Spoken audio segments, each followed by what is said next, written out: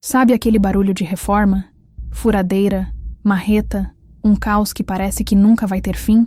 Para mim, durante meses, esse foi o som da minha própria voz desaparecendo. Cada vez que eu tentava falar, que eu questionava alguma coisa, o Fábio, meu noivo, aumentava o tom. Usava o barulho da obra para me atropelar, para me fazer sentir pequena. Era um absurdo. E o nosso dinheiro, suado, de anos, escorrendo pelo ralo para cada ideia genial da decoradora, a Bruna. Aquela que sempre dava um jeito de encostar a mão na dele para mostrar um catálogo, sabe como é? E ele, claro, cedia a tudo. Eu via nosso sonho virando o ninho de amor deles, financiado por mim. Fiquei passada, mas a obra acabou.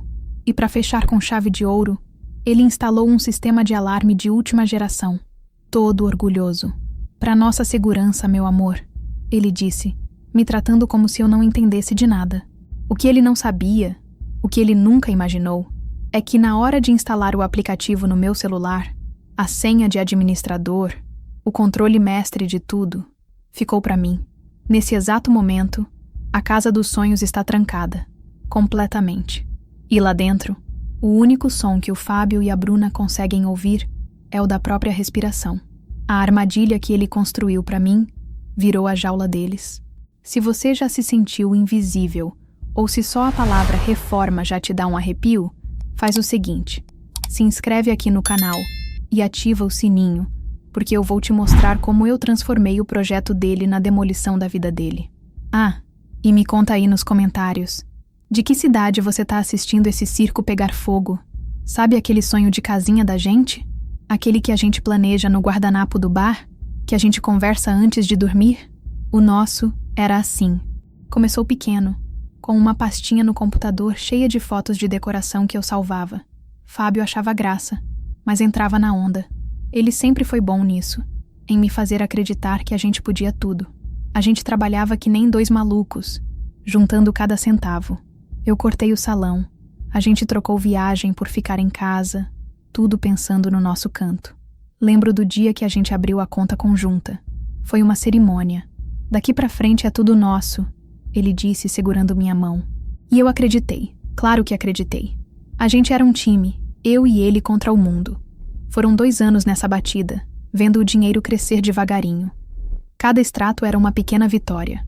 A gente olhava os anúncios de imóveis, sonhando alto.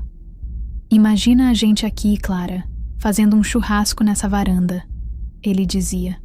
E essa cozinha, cabe todo mundo, amor. Ele sabia me pegar pelo estômago, literalmente. A gente passou meses procurando. Fins de semana inteiros rodando a cidade, visitando cada casa caindo aos pedaços que a gente achava que podia transformar. Era um programa nosso. A gente ria dos perrengues, da pintura descascada, dos banheiros esquisitos. Era leve, era divertido, era nosso. E aí a gente achou. Não era perfeita, longe disso. Precisava de uma reforma daquelas, mas tinha a nossa cara. Tinha a varanda que ele queria e o espaço para a cozinha que eu sonhava. Quando o corretor entregou a chave, eu chorei. Chorei de soluçar. Fábio me abraçou ali na porta, no meio da poeira, e falou no meu ouvido: "Bem-vinda ao nosso futuro." E por um tempo, foi mesmo. A gente pintou uma parede juntos, sentou no chão para comer pizza, fez planos para cada cômodo. A reforma seria o nosso grande projeto, a construção final do nosso ninho. Era o nosso maior investimento, não só de dinheiro, mas de vida. Eu dei meu coração, minhas economias, meu tempo, tudo. Eu estava construindo a casa onde eu ia envelhecer com o homem que eu amava. O mundo era nosso, e ele cabia todo ali, naquelas 4 paredes que a gente ia levantar juntos. Mal sabia eu que ele já planejava levantar as paredes para me deixar do lado de fora. E então, a obra começou de verdade. E com ela, o barulho. No começo, eu até achava bom, sabe? O som do progresso, do nosso sonho tomando forma. Mas logo, o barulho virou outra coisa. Virou a desculpa do Fábio para tudo. Eu dava uma opinião sobre o piso. Ele dizia que não me ouvia por causa da serra elétrica. Eu questionava um gasto, ele dizia: "Depois a gente vê, Clara, não dá para conversar com essa barulheira." A minha voz foi sendo soterrada pelo pó e pelo som da marreta. E foi nesse caos que a Bruna apareceu. a decoradora. Indicação de um amigo do Fábio, ele disse. No primeiro dia, ela chegou cheia de sorrisos, plantas e catálogos. Parecia profissional, competente. Mas tinha alguma coisa ali, um jeito. Sabe quando a pessoa te olha, mas não te enxerga? Era assim. Para ela, eu era só mais um móvel no meio da sala. O papo era sempre com o Fábio. As piadinhas eram só entre os dois.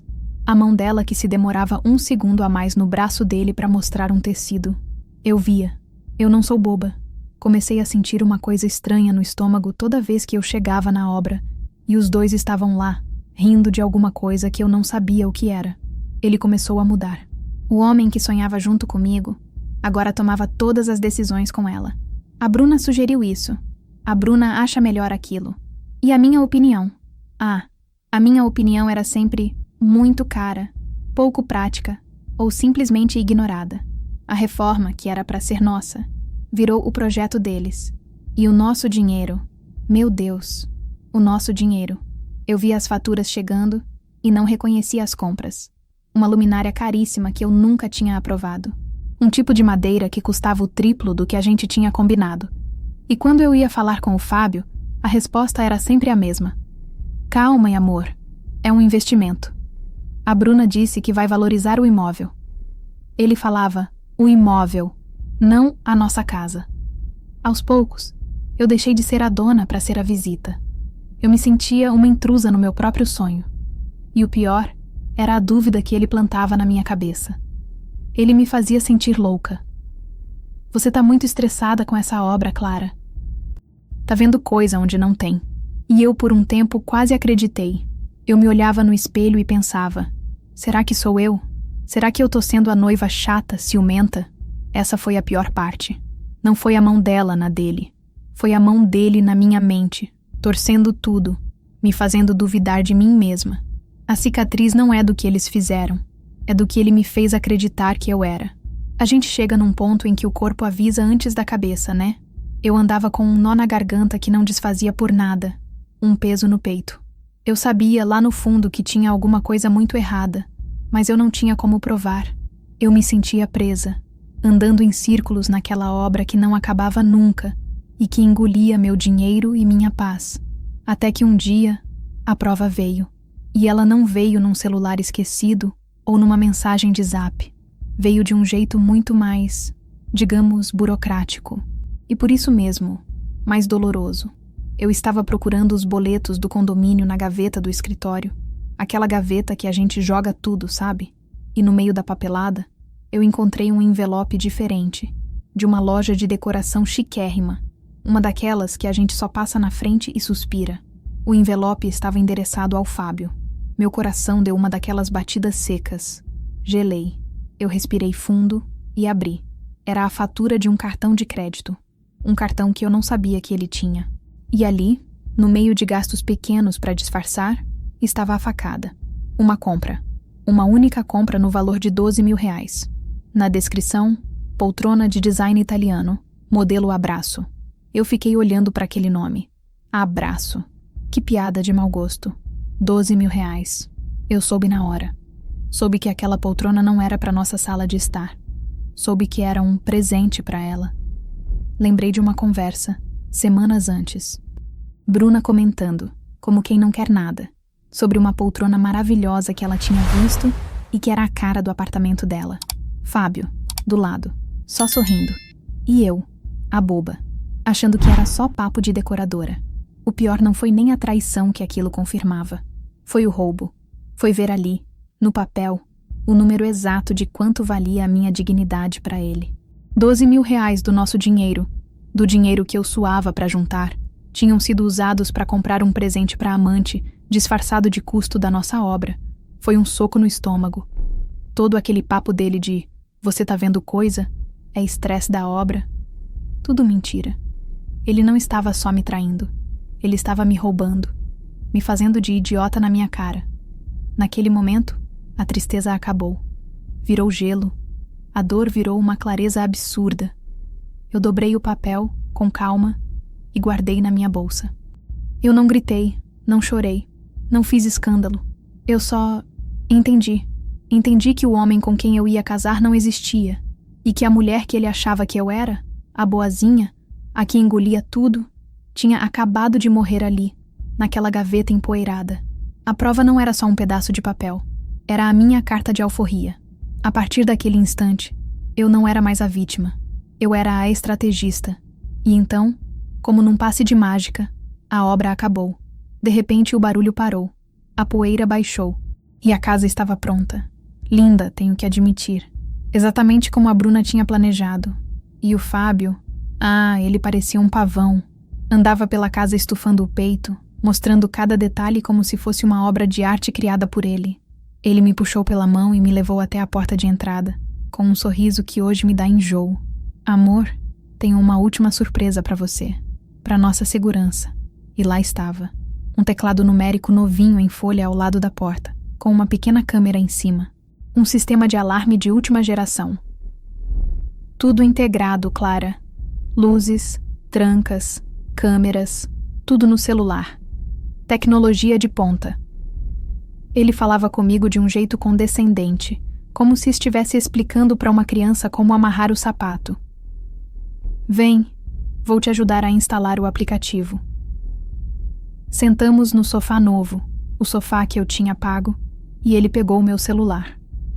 Com toda a paciência do mundo, ele me mostrou como baixar o app. Ele criou o login principal na conta dele, claro. E depois, criou um usuário para mim. Prontinho. Agora você também pode armar e desarmar a casa. Ele me devolveu o celular, todo satisfeito consigo mesmo, como se tivesse me dado o maior presente do mundo. E foi aí que eu vi. Enquanto ele foi buscar um vinho pra gente comemorar, eu fucei no aplicativo. E lá estava, uma opção escondidinha nas configurações de usuário. Permissões. Eu cliquei. Tinha a conta dele, como administrador. E a minha, como usuário padrão. E ao lado do meu nome, uma pequena caixa de seleção. Conceder acesso de administrador. Meu dedo tremia um pouco quando eu toquei na tela. Uma janela de confirmação apareceu. Tem certeza que deseja promover este usuário a administrador? Ele terá controle total sobre o sistema. Eu sorri. Um sorriso que não chegava nos meus olhos. E apertei confirmar. Naquele instante, o poder mudou de mãos. O sistema de segurança que ele instalou para se proteger, para trazer a amante para dentro da nossa casa, com a certeza de que ninguém ia pegá-lo, virou a minha arma. Ele me deu um presente achando que estava me dando uma coleira, uma forma de me fazer sentir segura enquanto ele me enganava. Mas, na verdade, o que ele me entregou, com aquele aplicativo e aquela senha, foi a chave da jaula. O plano começou a se formar na minha cabeça, claro e afiado como uma lâmina. A vingança não seria com gritos ou pratos quebrados. Seria silenciosa, tecnológica. E, acima de tudo, seria dentro da casa que ele roubou de mim. Depois daquela descoberta, eu podia ter colocado o Fábio para fora de casa no mesmo minuto. Mas para quê? A justiça que eu queria não era barulhenta, era elegante. E a casa, a essa altura, já era o meu tabuleiro de xadrez. Então eu fiz o que qualquer boa anfitriã faria. Organizei um jantar. Liguei para ele, toda animada. Amor, a casa tá pronta, tá linda. A gente precisa comemorar. Pensei num jantarzinho só para nós três, pra gente agradecer a Bruna pessoalmente. O trabalho dela foi impecável, né? Do outro lado da linha, um silêncio rápido. Eu podia sentir a confusão dele. Mas como ele ia dizer não? Seria muito na cara. Ele concordou, claro. Ótima ideia, Clara. Eu sabia que ele estava pensando. Ela não desconfia de nada. Coitadinha. Mal sabia ele que o jogo já tinha virado. Preparei tudo do bom e do melhor. A comida que ele mais gostava. O vinho que ela tinha comentado que era o seu preferido. Coloquei a mesa mais linda, com as louças novas. Eu era a personificação da noiva feliz e realizada. Eles chegaram juntos. Fato que não me passou despercebido. Os dois tentando agir naturalmente, me elogiando a casa. Era uma cena de teatro, e eu tinha o melhor lugar na plateia. A gente sentou, conversou fiado. Eu perguntava dos projetos dela, do trabalho dele. Eu era só sorrisos, mas eu observava. Cada olhar rápido que eles trocavam quando achavam que eu não estava vendo. cada toque acidental debaixo da mesa, e eu guardava tudo. No final do jantar, na hora do café, eu me levantei com a minha taça na mão. Eu queria propor um brinde. Os dois sorriram, levantaram as taças. E aí, eu comecei. Um brinde à nossa casa. Um sonho que só foi possível graças à dedicação incansável do Fábio. Eu olhei para ele, que estufou o peito, todo orgulhoso. E claro, ao toque mais do que especial da Bruna. Olhei para ela, que deu aquele sorrisinho sem graça. E então, a cartada final, que soube, como ninguém, exatamente onde colocar cada coisa. O silêncio que se seguiu foi de apenas 1 segundo, mas pareceu uma eternidade. Eu vi o sorriso do Fábio congelar. Vi a mão da Bruna apertar a taça com mais força. Eles se olharam, um olhar de pânico puro. E eu continuei sorrindo como se tivesse dito a coisa mais inocente do mundo. Saúde. Eles beberam o vinho num gole só e logo inventaram uma desculpa para ir embora. A semente da paranoia estava plantada. Eles saíram da minha casa sem entender se tinham sido descobertos ou se eu era só ingênua. E essa dúvida ia corroer os dois por dentro.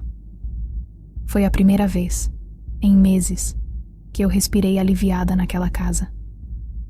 O primeiro movimento no tabuleiro tinha sido meu. Aquele primeiro gosto de poder. É delicioso, não é? Ver o medo nos olhos de quem te fez de boba. Se você sentiu o arrepio aí do outro lado, se você tá torcendo por mim, deixa o seu like aqui no vídeo. Dizem que a vingança é um prato que se serve frio, mas a gente gosta mesmo é de assistir ela esquentando, não é verdade? Naquela mesma noite, a guerra começou de verdade. Eles achavam que a dúvida do brinde era o pior que podia acontecer. Coitados. Esperei dar umas 2 da manhã. Eu estava deitada na cama, no escuro, só com a luz do celular iluminando meu rosto. Abri o aplicativo do alarme. Era o meu novo brinquedo. Pela câmera da sala, eu via o sofá vazio, a mesa do jantar ainda com as taças. Tudo quieto. Com um toque na tela, eu acionei a luz da cozinha. Só um flash. Piscou e apagou. Silêncio total. Esperei. Não demorou 5 minutos. E eu vi pela câmera do corredor o Fábio saindo do quarto, de pijama, olhando para todos os lados. Ele foi até a cozinha, acendeu a luz, olhou tudo, não viu nada. Desligou e voltou para a cama, coçando a cabeça. Eu sorri no escuro. 1 hora depois, quando ele certamente já tinha relaxado, eu fiz de novo. Mas dessa vez, na varanda. Um piscar de luz. E de novo, lá foi ele, cada vez mais tenso. O próximo passo foi mais sutil. Ativei uma notificação para chegar no celular dele. Uma daquelas que o próprio sistema manda. Movimento detectado no escritório. O escritório era o lugar sagrado dele, onde ele guardava os documentos, o computador. Eu vi pela câmera ele pular da cama e ir quase correndo até lá. Ele vasculhou tudo. Revirou papéis. Olhou debaixo da mesa. Nada. A casa estava vazia, silenciosa. Mas na cabeça dele, ela estava cheia de fantasmas. Eu não precisava gritar, eu não precisava acusar. Eu só precisava plantar a semente da insegurança e regar com um pouco de tecnologia. No dia seguinte, ele acordou um caco, com olheiras, irritado. Qualquer barulho na rua o fazia pular da cadeira. Ele me perguntou com a voz baixa: "Você ouviu alguma coisa estranha essa noite?" A luz piscou. Eu fiz minha melhor cara de paisagem. "Não, amor. Por quê? Dormi como uma pedra. Aliás, essa casa nova é tão silenciosa, né? Uma paz." O olhar que ele me deu foi impagável. Ele não sabia se a casa estava mal assombrada, se o sistema estava com defeito, ou se ele estava ficando louco. E era exatamente aí que eu queria que ele estivesse. Preso na própria cabeça, assombrado pela própria culpa. Eu estava transformando o porto seguro dele, o palco da traição, em uma câmara de tortura psicológica. E a melhor parte, eu fazia tudo do conforto da minha cama, com um sorriso no rosto. A guerra psicológica estava funcionando melhor do que eu imaginava.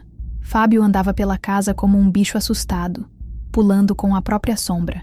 Ele chamou o técnico do alarme 2 vezes. O homem veio, testou tudo e disse o que eu já sabia. "Senhor, o sistema está funcionando perfeitamente." A cara de desespero dele era a minha dose diária de satisfação. A paranoia dele estava no ponto. Era a hora do gran finale. Na quinta-feira, cheguei para ele com a minha melhor cara de filha dedicada. Amor, lembra que eu te falei que minha mãe não tá muito bem? O médico ligou, pediu para ela fazer uns exames amanhã bem cedo em outra cidade, e ela tá com medo de ir sozinha. Eu vou precisar ir hoje à noite para dormir lá e levar ela. Eu vi um brilho nos olhos dele. Ele tentou disfarçar, claro. Fez aquela cara de preocupado. Claro, meu amor. Vai lá, não se preocupa com nada aqui. Manda um beijo para sua mãe. Ele mal conseguia conter a felicidade. O caminho estava livre. O ninho estava vazio, prontinho para ele e a amante. Arrumei uma malinha falsa, com umas roupas velhas, dei um beijo na testa dele e saí. Te amo, se cuida. A cara de pau. Eu não fui para a casa da minha mãe. Fui para um hotel barato a 10 minutos de casa, com uma boa internet. Pedi um jantar no quarto, abri meu notebook e acessei o sistema de câmeras. Era como assistir a um filme de terror em que eu era a diretora. Não demorou nem uma hora. A campainha tocou. Era ela, a Bruna. Chegou toda sorridente, com uma sacola na mão. Ele a recebeu com um beijo que confirmou tudo o que eu já sabia e sentia. Eles entraram, beberam vinho na sala, riram alto. Foram para o nosso quarto. O quarto que eu escolhi os lençóis.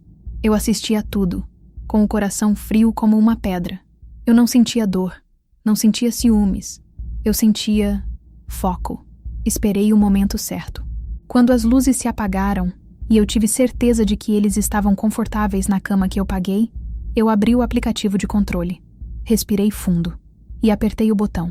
O botão que eu tinha apelidado de lockdown. Ouvi pelo microfone da câmera do corredor o som metálico e pesado de todas as trancas eletrônicas da casa sendo acionadas ao mesmo tempo. Um clique seco e definitivo. As persianas automatizadas que ele tanto se orgulhava desceram com um zunido, cobrindo cada janela e porta de vidro. A casa mergulhou numa escuridão total. Pelo aplicativo, desliguei o ar-condicionado central. E então, ativei o sistema de som da casa, aquele que ele instalou para ouvir música ambiente. Mas a música daquela noite era diferente. Era a minha voz, que eu tinha gravado no dia anterior, calma e assustadoramente clara, ecoando em cada cômodo. Bem-vindos. O sistema de segurança foi permanentemente ativado. As saídas estão bloqueadas. Por favor, aproveitem a estadia. O show estava apenas começando. Do meu quarto de hotel, eu era a espectadora VIP do caos. Pelas câmeras com visão noturna, eu via as duas silhuetas se movendo em pânico no escuro. Vi Fábio tentando forçar a porta do quarto, depois a da sala. Vi Bruna chorando, sentada no chão. O ar na casa começou a ficar pesado, quente. Eles estavam presos, completamente. Por uma hora, eu apenas observei. Deixei o desespero deles marinar. Deixei que eles gritassem, que se acusassem. Ouvi ele culpando ela, dizendo que aquela casa era amaldiçoada. Ouvi ela gritando que a culpa era dele. A fachada do casal perfeito desmoronou em minutos. Eles eram só duas pessoas egoístas presas em uma caixa. Quando o pânico deles atingiu o auge, eu peguei meu celular. Usei um chip pré-pago que eu tinha comprado exatamente para isso. Disquei o número da polícia. Mudei minha voz. Fiz um tom assustado, ofegante. Alô, por favor, eu sou vizinha da casa número 127. Eu tô ouvindo uns barulhos muito estranhos, gritos. Parece que tem alguém sendo mantido refém lá dentro. Eu tô com medo. Desliguei. Simples assim. Sentei na minha cama, cruzei as pernas e continuei assistindo pelas câmeras. 20 minutos depois, as luzes azuis e vermelhas das viaturas pintaram as janelas agora cobertas pelas persianas. Ouvi as batidas na porta. Polícia! Abra a porta! Claro que eles não podiam abrir. Os policiais, depois de várias tentativas, tiveram que arrombar a porta da frente. A porta novinha que o Fábio tinha instalado com tanto orgulho. E a cena que eles encontraram foi impagável. Meu noivo, só de cueca. A decoradora dele, enrolada num lençol. Os dois suados, descabelados, em pânico, tentando explicar para 4 policiais armados por que estavam trancados dentro da casa da noiva dele no meio da noite.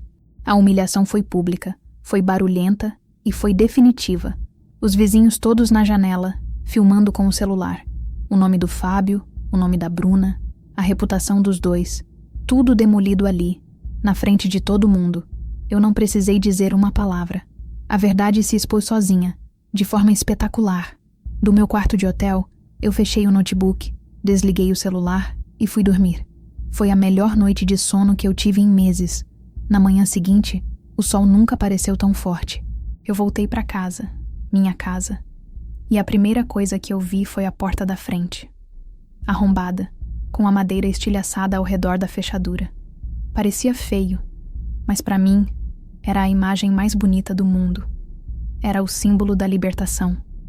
O ar dentro de casa estava pesado, parado, com um cheiro de suor e pânico. As taças de vinho ainda estavam na mesinha de centro. Eu peguei um saco de lixo grande, preto, e comecei o meu ritual. Joguei as taças dentro, o lençol que ela usou para se cobrir. As roupas dele que estavam jogadas no chão. Tudo foi para o lixo, sem cerimônia. Eu não sentia raiva, não sentia nada. Era uma limpeza, uma desinfecção. Enquanto eu limpava, o celular dele, que ficou para trás na correria, não parava de vibrar na mesinha de cabeceira. Mensagens e ligações da família dele, de amigos, do chefe. A fofoca, eu imaginei, já devia estar correndo solta. A história do surto do Fábio, encontrado com a decoradora numa situação constrangedora. Meu celular também tocou. Era ele, de um número desconhecido. Atendi e coloquei no viva voz, enquanto continuava a limpar. A voz dele era um sussurro patético. Clara, pelo amor de Deus, Clara, me escuta. Não é o que você tá pensando. Eu continuei a passar um pano na bancada da cozinha. Ah, não? E o que eu estou pensando, Fábio? Foi uma armadilha, Clara. Aquele alarme enlouqueceu, trancou a gente. Eu chamei a Bruna para me ajudar a ver um problema. A desculpa era tão ridícula que eu quase ri. Uma armadilha, é? Que conveniente. Escuta, Fábio, eu estou um pouco ocupada agora. Estou jogando fora um lixo que ficou aqui em casa. Assim que eu terminar, vou ligar para um serralheiro. Ele ficou em silêncio. Um serralheiro? Para quê? Eu parei, olhei para a porta arrombada e senti um prazer imenso em dizer cada palavra. Para trocar todas as fechaduras e o código do alarme. Você não precisa mais se preocupar com a segurança desta casa. Ela não é mais sua. Desliguei o telefone no meio do grito dele, e foi a última vez que ouvi a sua voz. A ruína deles não foi instantânea, foi uma demolição em câmera lenta, e eu assisti a tudo de camarote. Ele perdeu o emprego na semana seguinte. A empresa dele, uma consultoria super careta, não podia ter um gerente cujo nome estava em todas as conversas de zap da cidade como o cara que foi pego pela polícia com a amante. A família dele, que me adorava, virou as costas. Ele tentou se fazer de vítima, mas a história era boa demais, humilhante demais. E a Bruna? Ah, a Bruna. O negócio dela dependia de reputação, de indicação. A história da decoradora que fica trancada com o cliente se espalhou como fogo. As redes sociais dela foram inundadas com comentários, piadinhas. A poltrona abraço virou meme na cidade. Ela sumiu do mapa. A minha verdadeira reforma começou naquele dia. O serralheiro veio e instalou a fechadura mais forte que ele tinha. Eu pintei de novo a parede da sala, de uma cor que eu escolhi sozinha. Enchi a casa de plantas, das minhas plantas. O silêncio que antes me assustava, agora era a minha música preferida. Não era a paz de um final feliz de cinema. Era um silêncio frio, cortante. A paz de quem foi à guerra venceu, e agora descansa, olhando para o campo de batalha vazio. A casa estava finalmente em ordem. A minha ordem. No fim das contas, a gente para pensar, né? O que é a justiça? Para mim, ela não veio com um juiz ou um processo. Ela veio na forma de um aplicativo de celular e de uma porta arrombada. A tecnologia que o Fábio trouxe para dentro de casa para me controlar, para criar o cenário perfeito para a mentira dele, foi exatamente o que eu usei para me libertar. Ele me deu a arma e me ensinou a usar, achando que eu nunca teria coragem de puxar o gatilho. E talvez essa seja a maior lição que eu tirei disso tudo.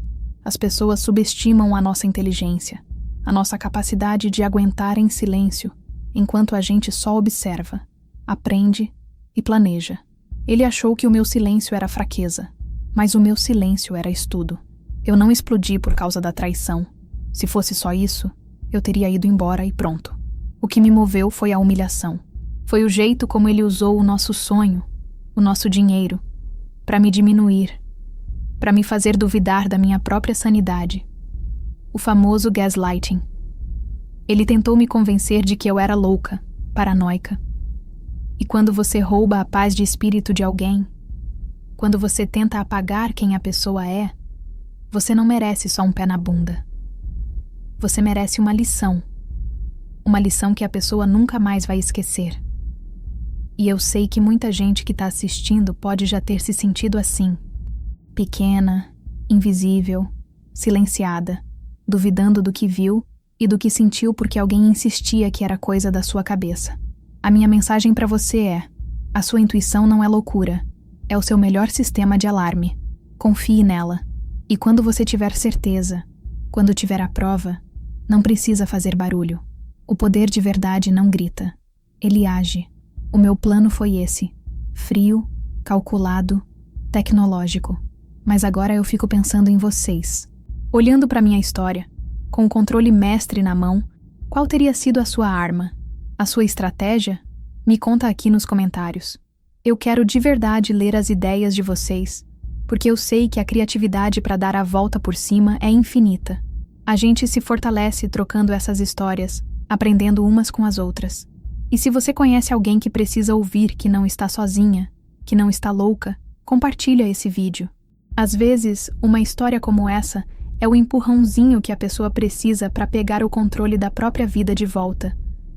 Essa minha jornada de reconstrução está só começando, então se você quiser acompanhar os próximos capítulos, se inscreve aqui no canal e ativa o sino.